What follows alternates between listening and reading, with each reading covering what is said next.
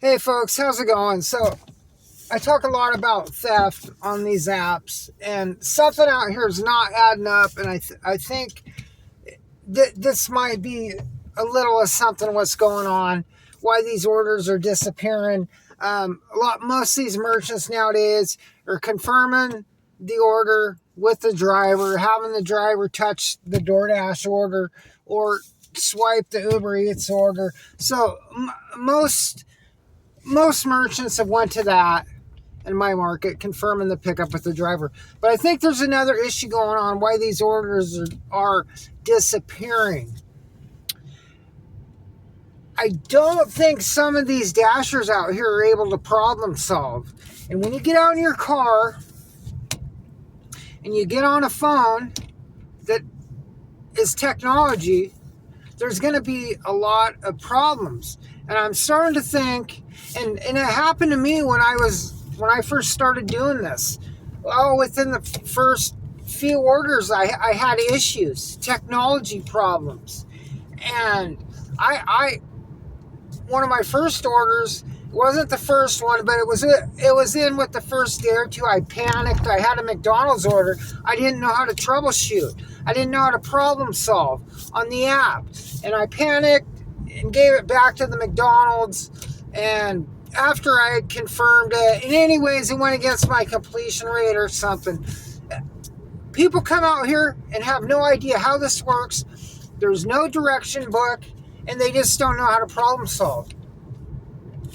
There's a lot of things that can go on out here, and a lot of this is with the mapping service. Sometimes using Google Maps can be a problem.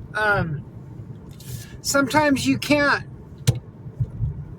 You're on your main face of your Doordash screen, but you're not able to take the next step into the Google Maps, and which leads you to your house. And a lot of drivers don't understand that you can run off the main face of your app. You don't need that Google Maps. You just run off the face. You can do that on Grubhub as well, and Uber Eats is set up a little different. But that's one problem, not being able to get into the mapping system. There's lots of other issues out here too. How many times do these mapping services take you down a dead-end road? I've hit many dead-end roads, or forests, or a river, and you have to problem solve. You have to find a way to go all the way around, or maybe around another bridge, and back around and meet up with that road, because the house is right across from where you were, whatever blocked your way. So you have to find a solution to get around that obstacle that blocked you. That could be another issue. There's drivers that just, you go into apartment buildings and there's no apartment number. Drivers may panic and not know what to do, and not know. Panic takes over, and what you should do is, all you have to do is call the customer or text the customer, and if that don't work, call support, or just run your timer, let your timer run out. So there's and that's just a few issues. If I run into technology problems where the app's glitching, I'll go into settings and go to the Doordash app and force stop it. And I'll do that with Uber sometimes. Force stop these apps. It seems to make them run a little more healthier.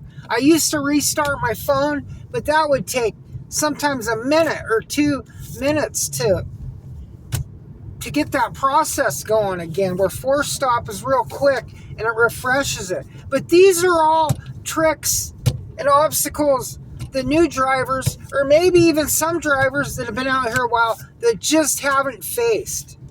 And there's other issues out here. If you're going to be out here, you got to maintain your car. You can't just simply drive it into the ground. You have to maintain it. And getting flat tires, I've had several flat tires while I'm on deliveries. And I carry a little pump that plugs into my cigarette lighter. If it's not a severe flat tire, I'll just pump it up and get to that delivery and get it done and then deal with it later. If it's a bad flat tire where I'm dead on the road, I have a hydraulic jack. I can jack this thing up and have a spare tire on here in 5-10 minutes. So I'm sure these are obstacles that are stopping some drivers from delivering these orders, because I really don't think all these orders out here are being stolen. I just did a video on how I thought orders were a reduction in theft was happening, but I just went to a Pizza Hut merchant tonight. He had a driver disappear with 2 orders last night, big volume orders. They disappeared. The customer didn't get it. Customer's calling, so it's either a missed delivery or stolen, or issues have arose. But there's more to this than just picking up and dropping off. Can you problem solve? And a lot of people out here have figured out how to problem solve. And there may be some that panic and maybe just throw in the towel when they have an issue or whatever they've done.